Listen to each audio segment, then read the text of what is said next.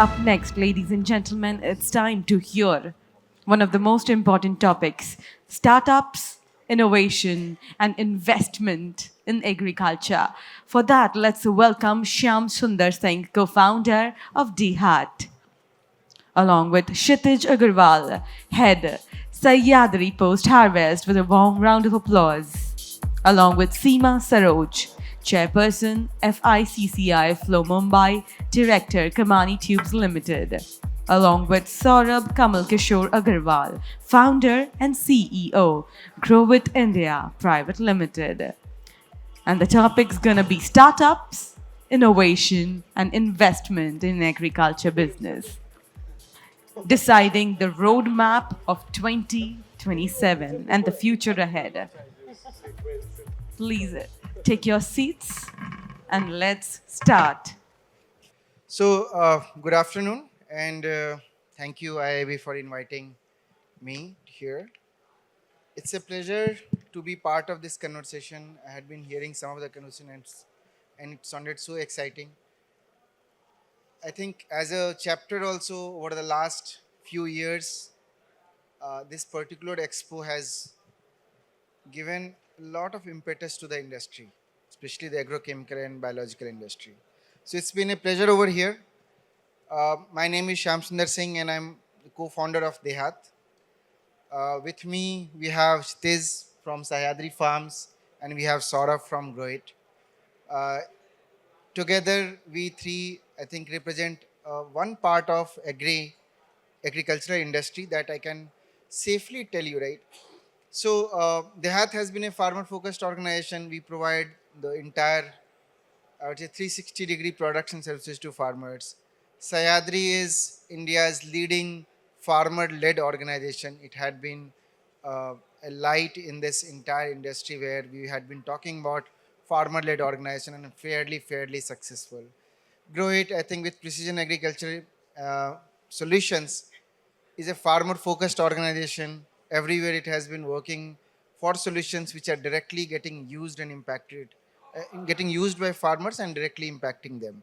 So I think it's going to be a conversation where we will talk a lot about what as an ecosystem we as an ecosystem what we are doing, which is going to be farmer focused.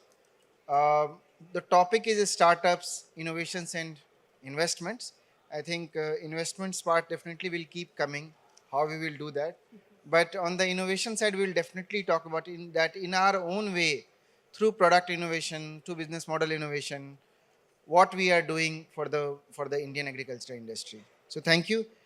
Uh, so before we start with discussion, I think I would like both of them to introduce themselves and their organizations, and also talk about some of the pivotal moments in their journey, in the journey of both Sayadri and Grow It, and how it had impacted them. So thank you. Yeah, please. Thanks, Shyam. Thanks. Um, so regarding Sadri Farms, so we are a complete integrated horticulture value chain. It's a farmer-owned organization started by a visionary farmer, Mr. Vilas Vishnu Shinde. So under his leadership, this movement was started, and mainly it is inspired from Dr. Kurian's model, like how Dr. Kurian created Gujarat Cooperative Milk Marketing Federation. On the similar line, Sayadri's journey started in 2012 as a FPO in agriculture value chain or horticulture value chain. Talking about like myself, I became part of Sayadri from 2015 onwards. So I'm a ex banker. I worked with Citi. Before that, I was with Nestle for a couple of years, and just a passion in agri and food space is what brought me into this particular space, and I wanted to contribute towards the developmental sector. And Vilazi's vision was that large, which made me it was more soul satisfying work than anything else, and that's how we started this journey together.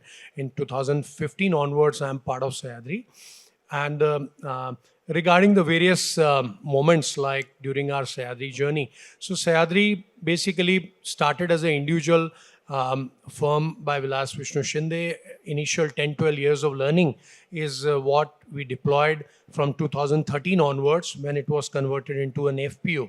So Sayadri Farmer Producer Company was formed, and the initially the core focus was grape export, and then we expanded into other multiple crops.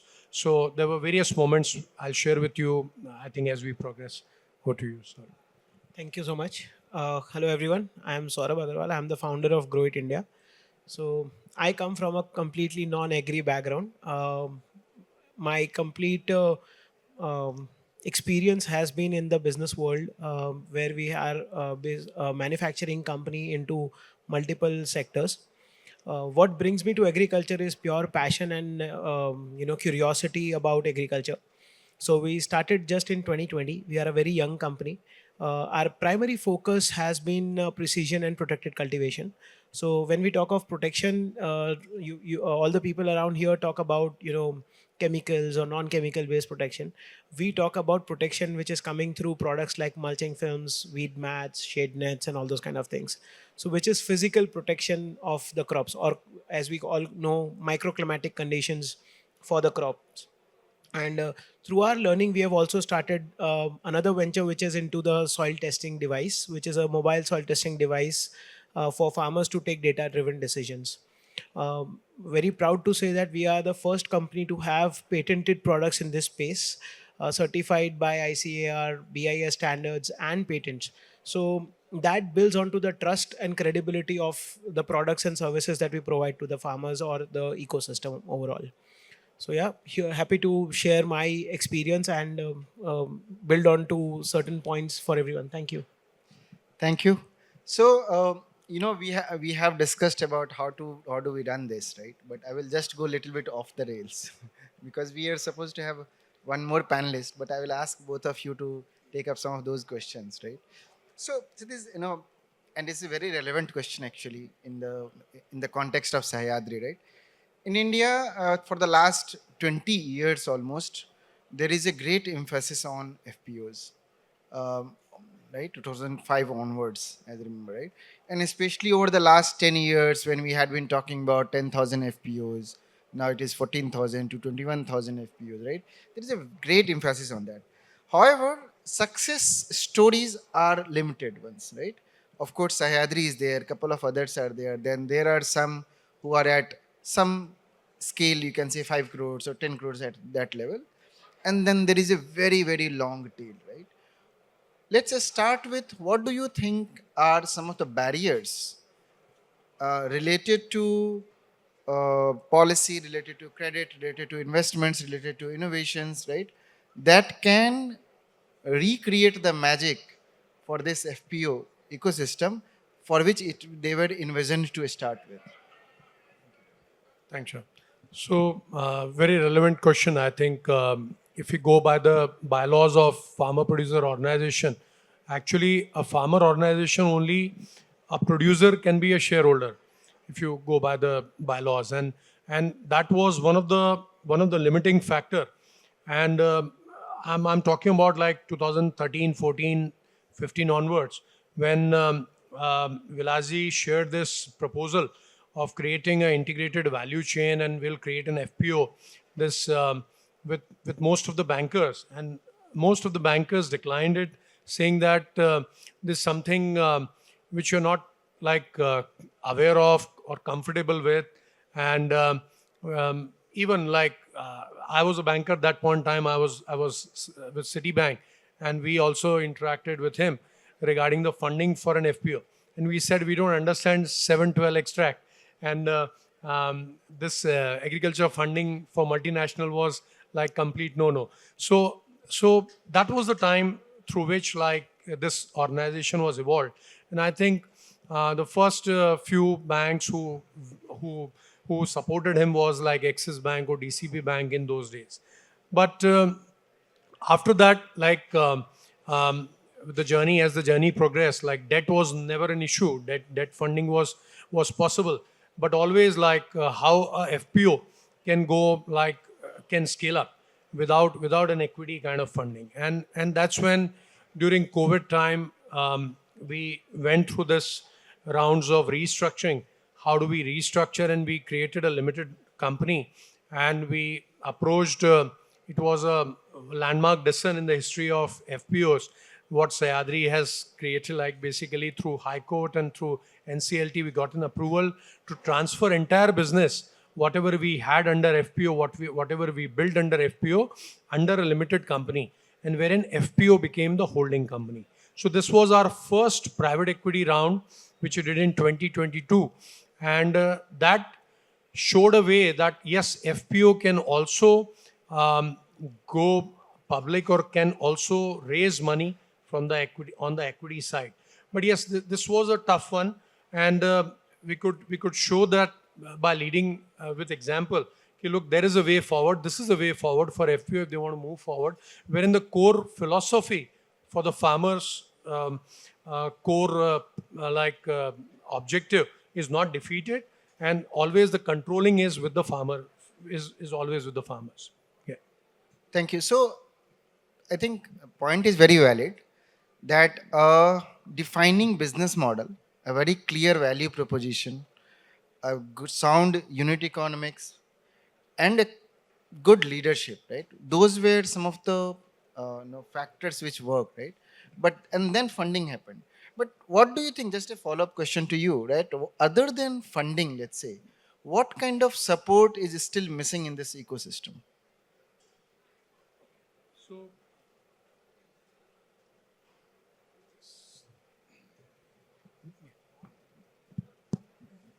So in the overall ecosystem, if you talk about the farmer producer organization ecosystem, what Shyam is referring to, I think one is we need very strong leadership with a selfless approach, like what we see in the leadership of Sahyadri, when there was a clear passion towards this purpose, like we want to create something big for the farmers, and ultimately for the farming community should be benefited.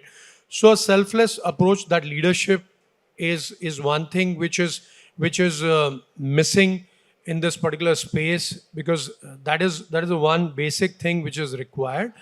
And second, again, the focus on technology part at every phase. Like without innovation, you can't move forward. And an integrated value chain approach, because many FPOs are working in silos. Like they are working either they want to work as an input company, or they want to manage one part of the value chain. Wherein Vilazi was very clear from the beginning that right from start, till the end, till the time we complete the entire value chain, we cannot create a value and it won't be sustainable. And it has to be done at a scale, and we have to be globally competitive. So these were very clear that we have to be globally competitive. It has to be done at a scale, and that's what Sahyadri did in each of the value chain which we approached later on. Thank you. Sort of to you, right? So grow it. I think if I can tell you from my perspective, right, for the last 14 years that we had been working, a lot of the things that we actually wanted to do in this sector related to farmers' impact, it's something which is your core value proposition. It is working on the intersection of technology, of sustainability, and precision agriculture related to farmers' impact, right? And definitely capital is needed. But what are the other factors, right, which are essentially needed and related to capital, right? In the whole value chain, where should investments go now at this point of time where we are in agri ecosystem, which can create maximum impact in Indian agriculture? So yeah, very valid question. I think one of the biggest challenge that we as a company faced in our early years while raising capital or making people understand, whether there was banks or anybody, is the value proposition that we are trying to create for the farmers. Because most of the investors look at the return of their investments. So they focus primarily on the growth of the company that they're investing into. But on the contrary, the impact should be seen on what is the farmer growth. Because if the farmer is going to be profitable, the companies providing the products or the service are automatically going to be profitable. So I think that is one area where the impact measurability is still lacking in India, because there are not enough measurable indexes or companies doing those kind of measures to understand what the impact is. And along with that, on the products that we are doing, many of the products are categorized as generic products in India, because in India, no matter what technology you bring, it becomes generic within a year or two.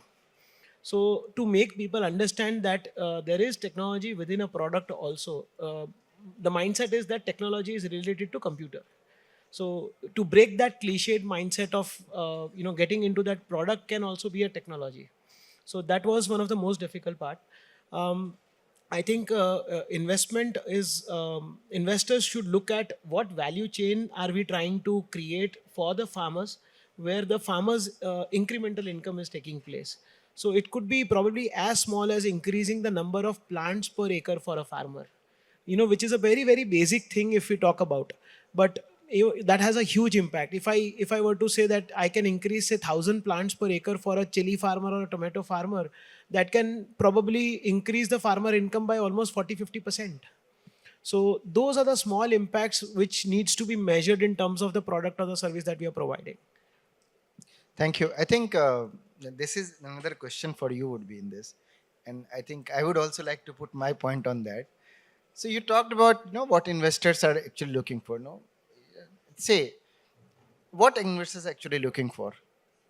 What had been your experience of the past, and how is the scenario right now? Okay, we don't know about the future, but are investors right now looking for growth? Are they looking for profitability? Are they looking for farmers' impact? In your opinion, what are they looking at?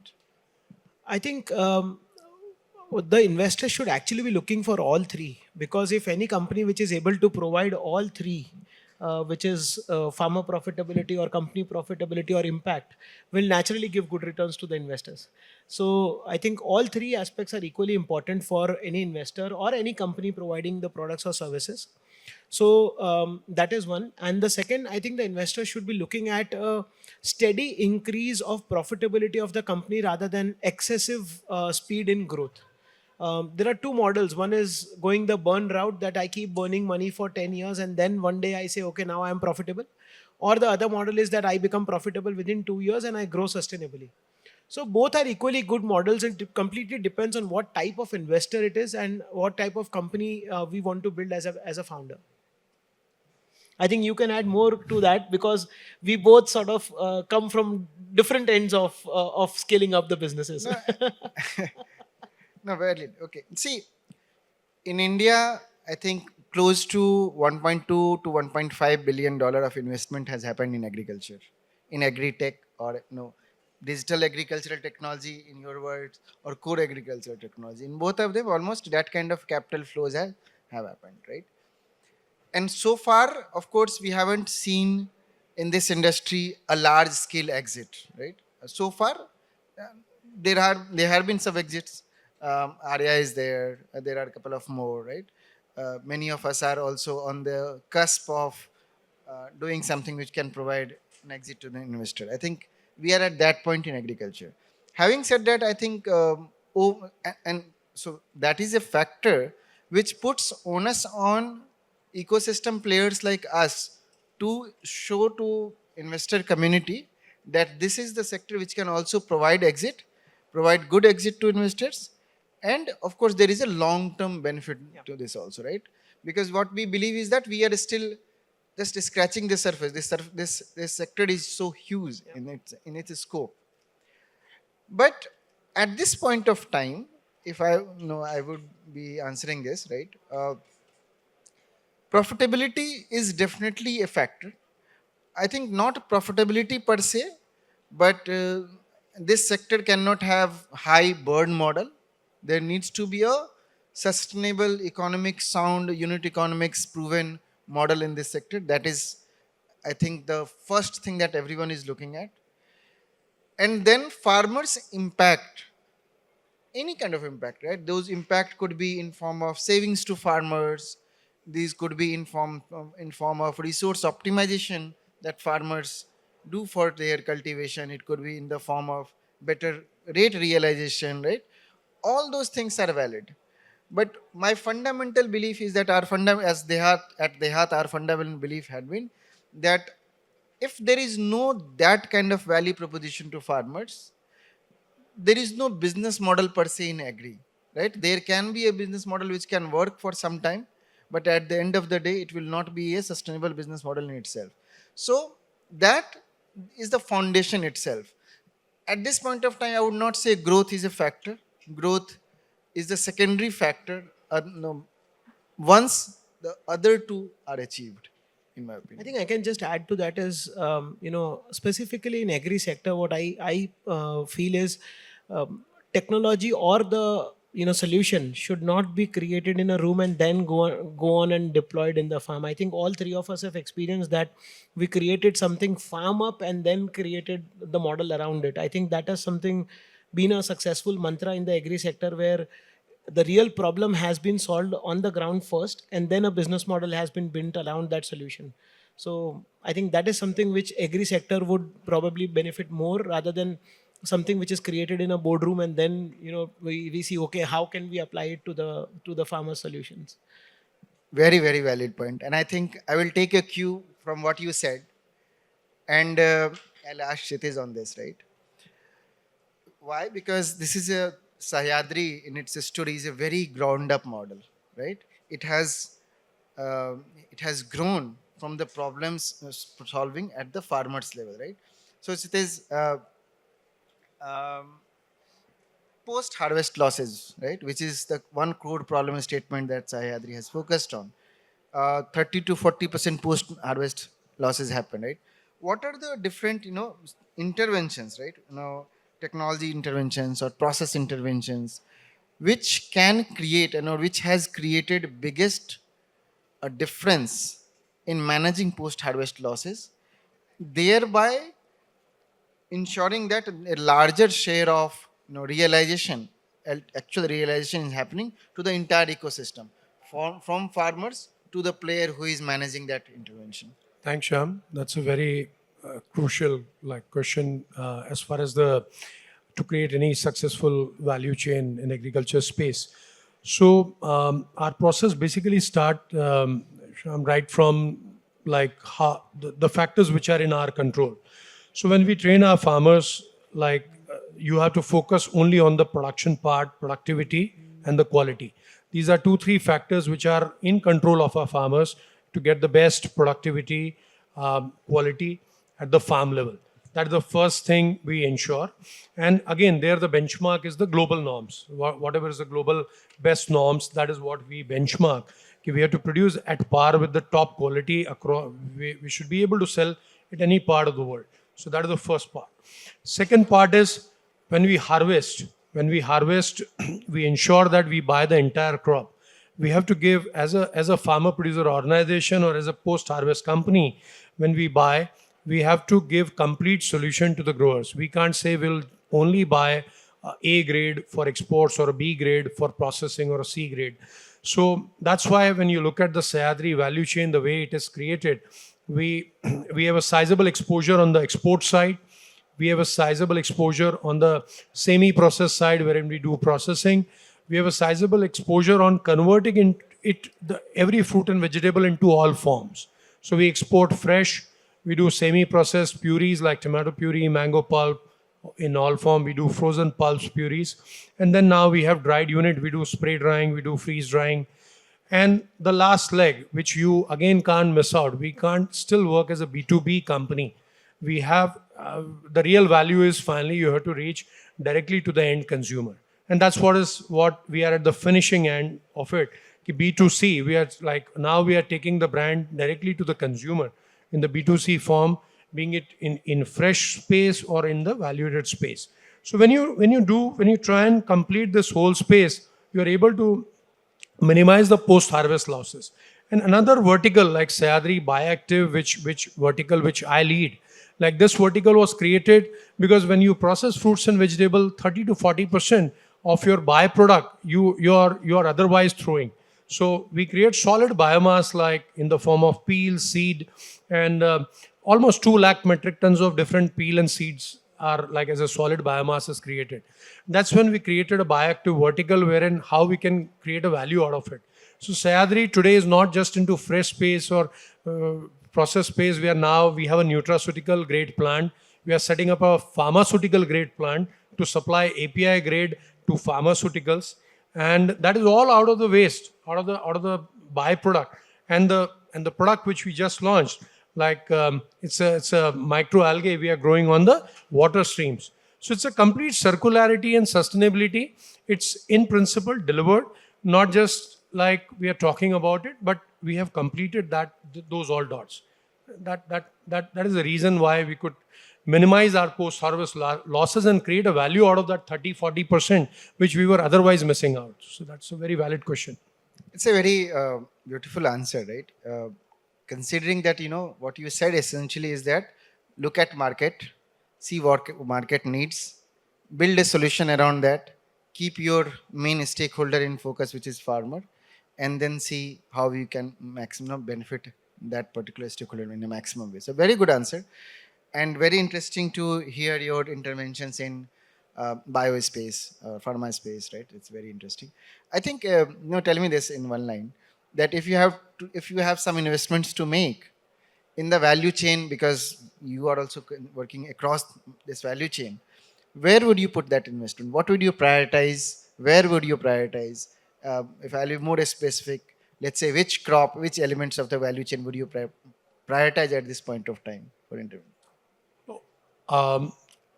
Like we talk about like the way lot of work has been done in the dairy space. Same way, horticulture is still at a beginning, and we strongly feel that horticulture is a way forward for the farmers, wherein we can create a right value per acre for the farmer, and that's why Sahyadri started with horticulture as a space. Another space, what we see as a bigger opportunity is again like the herbs. If you talk about like some of the herbs wherein again an equally strong value chain can be created, like you talk about turmeric, you talk about chili, you talk about ashwagandha, you talk about this space, again an equally strong value chain can be created. And India has a lot of potential in this particular space. Got it. Medicinal and aromatic. Thank you. Saurav, so we had been talking about at lunch, we had been talking about soil testing, right? And I had so many questions. That's the thing about actual agri technology, right? So technologies look very good in theory, but adoption is a challenge, right? What had been your experience that how to make this process of lab to farm easier, right? Where a large number of farmers can adopt a new technology. What are your viewpoints around that? So I think since we all come from business backgrounds, I think one common challenge we all face is the buy-in of our own teams into the processes or the systems or what we are trying to create within our own organizations. I think the similar concept applies when you take a product to a consumer as well. The buy-in of the consumer on the product, the trust of the consumer on the product to provide a solution which helps them increase their net revenue or their incomes.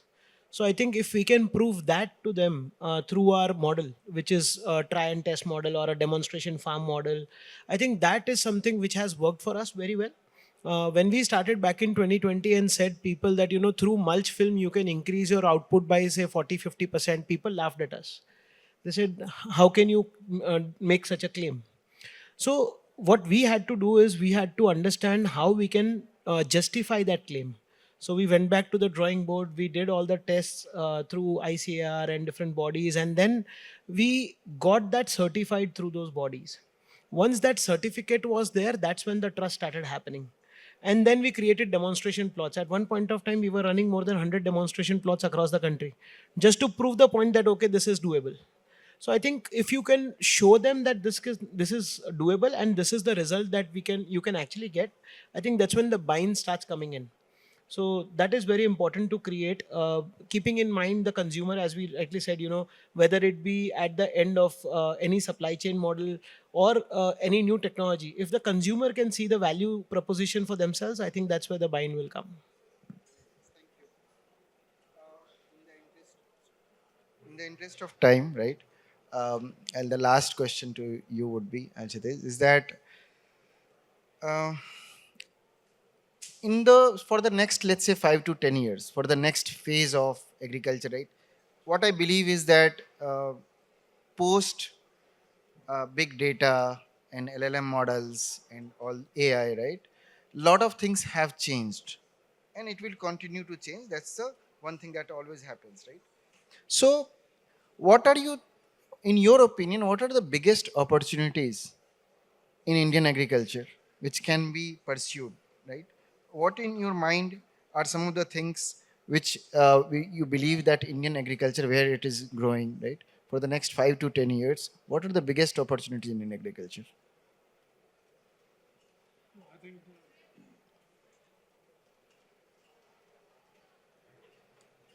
No, in the current AI space, like the need of the hour is definitely the precision agriculture, and um when we talk about agri-tech solutions or food tech solutions for the farmers, I think they have to actually, if they are delivering the actual value finally to the farmers. So to promote, like to be matching this particular pace, like at Sayadri, there is a agri-tech and food tech incubation center, which is supported by Maharashtra government and Tata Group. So along with Tata Group and Maharashtra government, there is a special emphasis on agri-tech and food tech, wherein we are ensuring that we are covering every small detail in terms of precision agriculture, and that's the way forward. So I think we are at an exciting time, and our farmers in this particular horticulture space are at par with the global farmers. The way they are, like they matured over the 2 decades, last 2-3 decades, they are at par with the global farmers. So I see like more and more agri-tech companies with their support. I think India is going to lead this particular space for years to come. And before we conclude anything, I think I have one question to ask you. So, Dehat, I think I've seen like many startups in agri-tech space in last decade. And Sham, one particular question, like Dehat is one classic example of a success, real success in this particular space, the way Dehat team is moving forward. So how, like what kept you, because I've seen a lot of funding happened with different companies, but that money has gone the drain, right? And but Dehat still managed to sustain all these years and create a strong value proposition. So what has kept Dehat going that strong, and what is the model which you want to share with everyone? Thank you. So I think one thing which was there for us is that in the initial 5 6 years, we spent that time in building a model where unit economics is well proven, right? We have a hub and spoke model, and a hub is basically a point from which we take care of 2 3 districts. Around that hub, we have 100 150 spokes, and that hub and spoke model takes care of our entire model, which is doing agri input, agri output, and whatever value added services that we do, right? And proving that that hub economics, hub unit economics in itself works. Let's say if we start a hub today, can that hub be profitable in 12 to 18 months?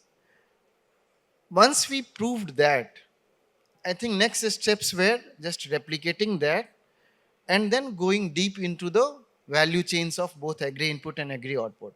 On the agri input side, how we can customize offerings to farmers, provide them bundled offerings, provide them more value added offerings.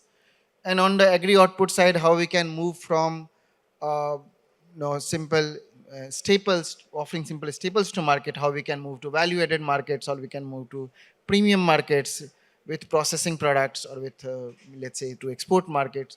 So I think all of these had been a natural evolution in which we moved forward. And I think for the industry, we had been at a right path where a lot of ecosystem development has happened, infra development has happened, digital penetration has increased, Indian acceptance of Indian food in global export markets has increased. I think I would say that we had been fairly lucky, as well as I think at the core of it there is a business model which is based on proving unit economics right and replicating it time and again. Thank you.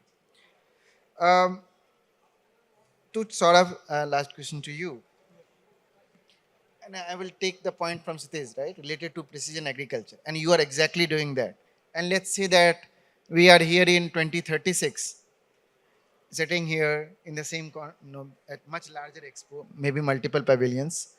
But if we are here, what would you think the success of Indian agriculture will look like at that time, right? What are you thinking that gives you, what are the factors that are giving you confidence that India can become that kind of place where farmers are more adaptive to agricultural technologies, which are providing, what we call that, from each drop, how maximum utilization that we can make, right? So what do you think the future would look like? Thank you. So I think the biggest win for the entire agri sector, or the entire stakeholder community of agri, would be the day when we start treating farmers not as a layman, start treating them as entrepreneurs as well. Because each farmer in their own eyes is an entrepreneur, working towards earning and running their own show. Right from buying a product to supplying the output, right? So if the Indian ecosystem starts treating every farmer as an entrepreneur, I think that would be the biggest change that we can bring to the Indian farmer ecosystem. Because that's when we'll start looking them as a person who will adopt technology, who will adopt all the new products, and understand how the increase of yield can happen. And I think that will be the change where India will not only be a self sufficient, but can also be a food supplier to the globe. Thank you. I think to from all of us, I think the takeaway point is that we are very excited about Indian agriculture, right? I have seen here there are so many companies almost at the same stage, with different value propositions, but very excellent products and services and offerings. And it's a very excited time for Indian agriculture, despite all the challenges, despite all the variations, rains, El Nino, La Nina, everything that we are talking about, right? There are many of us who are trying to make change in agriculture over a long term, and it takes long time in making any change in agriculture become visible, right? But we have been very, very excited about this sector, right? Just a rapid fire round for you, right? Just one question, that if you have to make one change in Indian agriculture, with this that we are excited, but there needs to be changes, right? If you have to make one change in agriculture, across maybe policy, maybe investments, maybe technology, maybe entrepreneurship, what would that one change be? I think one change would be that how community can become more collaborative, rather than reinventing wheel at every side of the supply chain, whether it be inputs or outputs or the actual work that is being done on the ground. I think if we become collaborative, the speed would be much faster. Thank you. Very valid. So I'll say the mindset change is most important thing. Basically, agriculture is no more you're given to do agriculture. Like it's an industry, and till the time like the way Saurabh said, like every farmer has to think it like an entrepreneur, and when you think like an entrepreneur and you run it like an industry, then there is no limit to it, because there is no industry which can give better returns than the agriculture industry. So the time the whole mindset change is required, and that is going to be the turning point for the Indian agriculture. I No, would very- want you to answer the same question as well. I think for me, there are two things which are very important. One is related to policy. I am very much advocate about that in Indian agriculture, with a lot of technology changes, things have changed, and a lot of policy interventions would definitely benefit this sector, both in pre-harvest and post-harvest. All the laws and everything of 1950s and 1960s. So high time that they change. And the second part is about, I think I'm very, very excited about AI. Very, very excited about how that can impact how we interact with farmers, what kind of information, at what time, and in what mode they are reaching out to farmers. I think access to information is going to fundamentally change in this sector. So very excited about that. Yeah. Thank you. Thank you so much. And thank you everyone for your kind attention. I hope you have enjoyed. Thank you. Thank you. Lovely. Thank you. Well said by the forum, requesting Rajkumar Agarwal from Ray Consulting to join us on the dais and felicitate our fellow forum dignitaries on the dais. Let's bring the memento. See, some guys, when I say guys, girls and guys, make India proud. They started journey probably 6-7 decades ago. Like we saw yesterday, Deepak Bhai Shah and stuff like that. But there are guys who see all here, the young generation, how they have made us proud. It's not easy, जो हम लोग traditional सोचते थे कि भाई किसान को खरीदना है तो दुकान आना ही आना है, right, Sham? And the kind of perception will change. And it's not easy, the tenacity they build, The young entrepreneurs are trying to show things can be worked differently, not necessarily in the traditional manner. And they are finding ways to it. And not just finding ways to it, they are ensuring that, if things have to be changed, they are going to the right people, right places, right connections, so that, they're convincing the structure that this is required if farming has to grow, if the farmer has to grow, if we have to connect with him. And something very interesting we see in agriculture, spending 35-40 years now, कहीं भी कुछ भी चीज रुक सकती है, लेकिन agriculture में कुछ नहीं रुकता है, ना बारिश रुकती है, ना क्या कहते हैं जब चाहिए नहीं आएगी, जब आए. अब it's such dynamic thing. Suppose if there's a pest attack beyond an ETL level, what do? The farmer has to go and buy, and वो जाता है दुकान में है नहीं मालूम, अगर शाम के पास चले जाएगा तो 6 घंटे में उसको दवाई मिल रही है, अगले दिन सुबह वो छिड़काव कर रहा है. Am I right, sir? That's a brilliant model you created. You see Sahyadri, known, I'm taking a little time, couple of minutes here, traditionally known for marketing linkages. आप दुनिया भर में, यूरोप में स्पेशली, कहीं भी आप कुछ भी फ्रूट्स खाइए, anything you eat, knowingly or unknowingly, it's from Sahyadri. And then Saurabh, of course, from family point of view, is a third generation, but again, they invested their time and a lot of things to see that how Indian cultivation can be protected under the protected cultivation. So that's the reason I felt these guys have to be here, and especially thanks Shyam for, of course, for everybody. ये मिलता नहीं है जल्दी से पट्टा, इसको मैं ले आया इस बार. Thank you, really. That's great. We want everybody to know what these guys are doing. Trust me, my dream is that. Again, as I mentioned yesterday, someone I was talking to, thing, when we initiated Lifetime Achievement Awards, we had a big challenge on, I won't say identifying, to convince that person कि भाई please आइए आप ग्रहण कीजिए हमारा award. फिर I keep telling Dr. Avasthi, Deepak Bhai Shah, Raju Bhai Shroff, RG Agarwal, last year NK Agarwal, and especially when Raju Bhai Shroff, when I spoke to him, तो मैं करके आऊँ क्या करूँ, मैं बोला सर ऐसा कुछ नहीं, आपको आना पड़ेगा, क्योंकि जब आप आएंगे हमारी generations, next generations will get inspired and जब कुछ नहीं था इतना किया, अब ये AI की बात कर रहा है, सब कुछ है. So that's a reason, whether it is Sham or Raju Bhai Shroff, we are all here to inspire each other and see that when he can do, why not I? And it's only collaborative approach again. So that's a thing. And when we said this, I mean, so honored, वो खुद पद्म विभूषण है, Paris से sir Hyderabad अपने private jet लेके आए हमारा award grant करने. उस जब ये बोलते क्यों बोलते हैं, इंस्पायर होने के लिए बोलते हैं. So the whole purpose of all of us here is that how do we meet each other and do we do. After a minute I'll say a great friend of mine, that's the reason I called Nish and Umesh to be here immediately, that what someone बोलते ना हमारे पास 7 समुंदर पार भी हमारे शुभ चिंतक हैं agriculture in India के.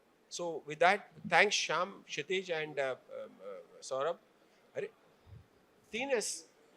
Oh my God, I didn't realize this. बड़ा खतरनाक. और चौथी भी S थी. सीमा सरोज इंसिडेंटली उनके कोई रिलेटिव का मेजर एक्सीडेंट हुआ तो she had to rush to some other place. तो ब्रिलियंट. मनोज क्या कर रहे हो फोन पे, इधर आओ. Let's have a warm round of applause for Manoj sir. Let's give it up. अरे भाई हम थोड़ा कैजुअल लेते हैं, ऐसे बुला लेते हैं सबको. All right, a moment. Manoj is again an inspiration for generations. The way he has transformed FOMC, you all Shyam saw. Sundar Singh, co-founder, Shyam. Dihut. Indeed, a momentous moment. True, so true. 100%. Up next, going forward, to Kshitij Agarwal, CEO, Sahyadri, post-harvest. Ladies and gentlemen, let's applaud and cheers for him.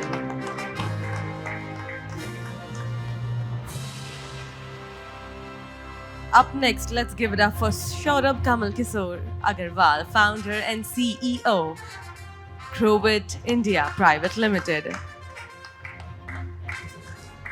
Once again, a very warm welcome to IIAB, presented by Ray Consulting. Thank you everybody for joining us today and making it worthwhile.